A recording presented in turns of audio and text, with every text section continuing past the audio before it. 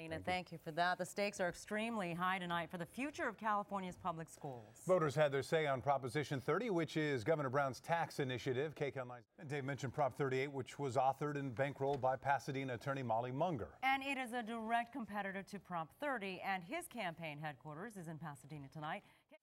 All right, we seem to have lost that live shot. We have breaking news to tell you about, this coming from the national desk. Rob Schmidt, what do you have for us?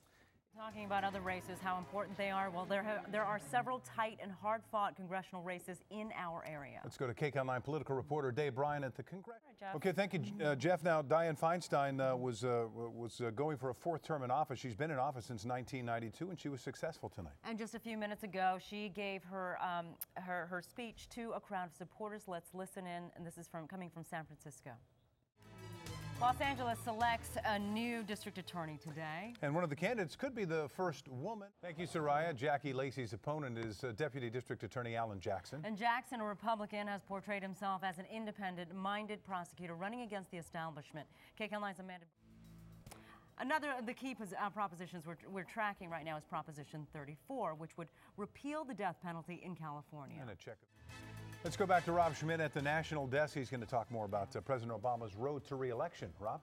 Yeah, Rick and Sharon, it's been about an hour and 15 minutes since. Doesn't look like Stacey's there. She was there a moment ago.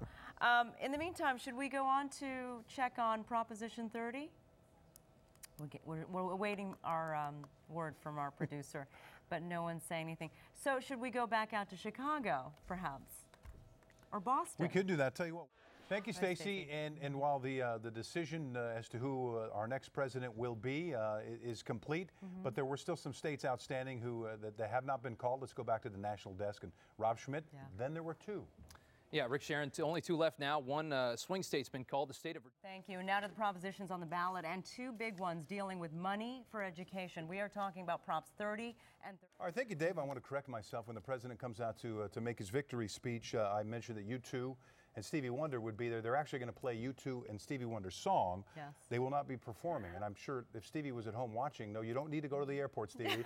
You were not scheduled to be there in Chicago. And I would presume that President Obama would be very excited if they showed up in person. You don't have to go, Stevie. No. All right, we have breaking news on another.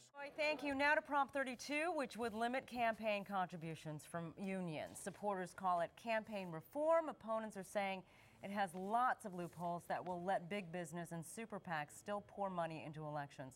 There are several tight races for Congress in Southern California, but as the night progressed across the country tonight, Congress really stayed just about the same in the balance of power. Dave Bryan.